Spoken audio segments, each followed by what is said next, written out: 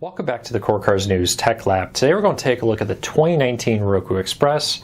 Right now I'm going to do a little unbox of it, show you everything that comes with it, and then we will, about halfway through this video, plug it in the TV so you can see it in action. Now this is the standard Roku Express version you can buy pretty much everywhere. There is a Roku Express Plus, which is exclusive to Walmart. The difference between there is that the Roku Express Plus costs about $10 more, and it includes a point-anywhere remote that you can wirelessly connect to your Roku Express here without needing it to be a line of sight remote. So we're going to take a look at this right now, do a quick unboxing, compare it to the 2018 model, and then in this same video I'll connect it to our TV, show you in action, give you a rough idea of how fast it is. Now if you have a question about this, leave me a comment, but if you're new here, hit that subscribe button, hit that thumbs up. It really does help us because it lets YouTube know you enjoy what we're doing. And if you want to learn more about the 2019 Roku Express, I will put a link to it in the show notes to Amazon, where you can find a link to pre-order it, to test it out, or maybe get some technical specs, because we're going to focus on the end user experience here. What's it like when I take this home? Because I can tell you right now that the 2018 Roku Express and the 2019 Roku Express are the same specs. They have the same processing power, storage, and more. But how is it when I take it home, I plug it in? Is there any difference? Is there anything we need to know about? That's what we're going to focus on here, because specs only show you so much. It really comes down to what's it like when you get home and test it out. All right, so right here is the 2019 Roku Express. It is smaller, but not dramatically so than the 2018 version. So this is the 2019 on the bottom and the 2018 on the top. You can see it is smaller, but it's just like they moved the components around in it a little bit. It is very tiny. This is my hand, sits right there, versus the 2018. So very tiny one. The big selling point to the 2019 is it requires less power. They say they've dramatically reduced the power requirements for this, making it work on, according to Roku, 90% of TVs is USB port. So you can use the sticky pad here to attach it to the bottom, side, or top of your TV, and then use the USB cable that's been included here to plug that directly into your TV's USB port to power it. It does also come with an HDMI cable to connect it to your TV there. But if your TV for some reason doesn't power it, they still do offer a Roku plug, so you can plug that into your wall socket with a little USB port there to charge it. Next up is the remote here. A few things about Roku remotes. This is a line of sight one, so you do need to have it pointed at your TV to use it. The Roku Express Plus, again, does the point-anywhere wirelessly connected one. But these quick buttons will change depending on where you buy it. For example, Voodoo would be on the remote if you bought this at Walmart. And Roku often throughout the run of the devices will change out the program buttons. So I'll have to get emails like, hey Luke, I bought it because it said it had Hulu as a quick launch button. If yours when you get it doesn't, just a warning, that's what happens. Roku changes these buttons often. But it does use the new improved Roku buttons here with the larger play pause button and back and forth. Just a lot nicer than the older one, which had a much smaller set of buttons here, which could have been in the dark, harder to find. Past that, a few notes here. It does have the USB power one, HDMI, and a tiny reset. Oh, there we go. Tiny little reset button there on the right, so you can reset if it ever gets stuck, or you want to do a factory reset on it. Past that, the only other thing that's included is a stock menu. Honestly, not really much difference in this past those two little things. So I'm going to go test this out, plug it into the TV, and let you know what I think about it. I'll be right back to do that right now.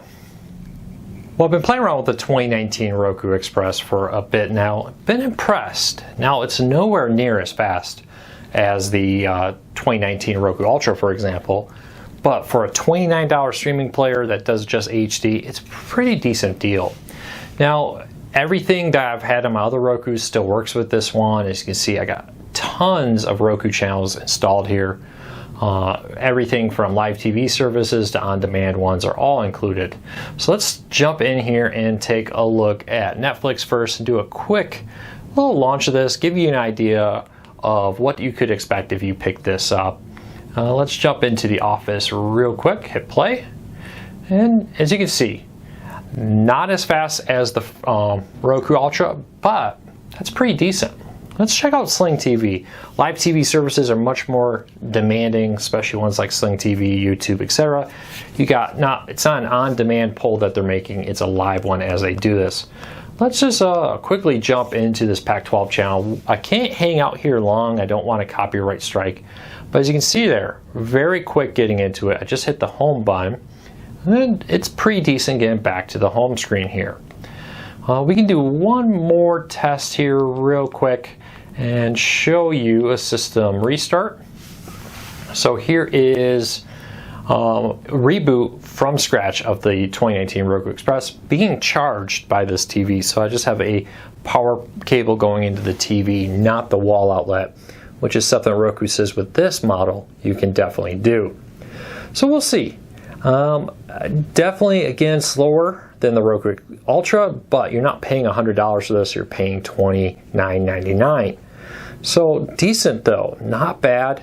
If you power it off your TV's USB port, you're going to have to see this boot screen every time you plug it in, which may make you want to go and get the version, or plug it directly into the wall, I should say, through the USB port wall charger that comes supplied, so you don't have to see that reboot. But as you can see, I'm already getting into Netflix. I could have done it a lot quicker if I was paying attention to when it finished the booting there instead of talking.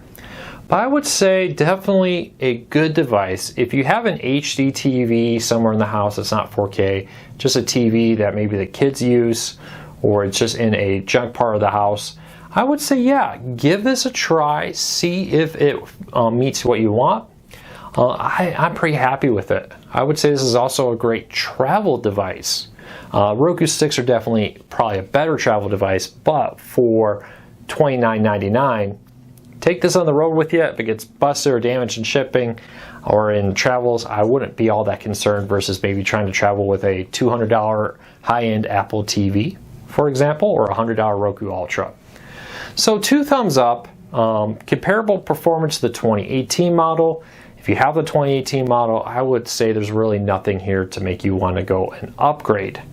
But if you're picking between the 2018 and the 2019, honestly I would get the cheapest version available.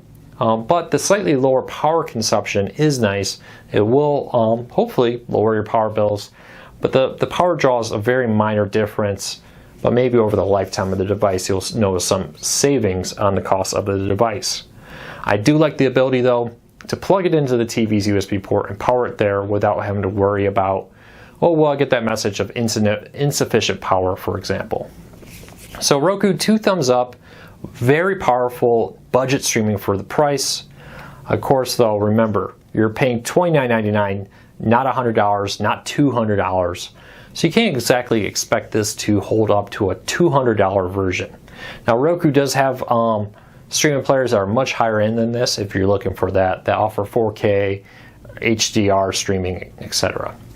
So if you have any questions, leave me a comment down below. I'll do my best to answer them. But I was impressed with the Roku Express 2019, and I'll have a link to it on Amazon available for pre-order right now in the show notes down below. Thanks for watching. If you're new here, hit that subscribe button, hit that thumbs up. It helps us a lot.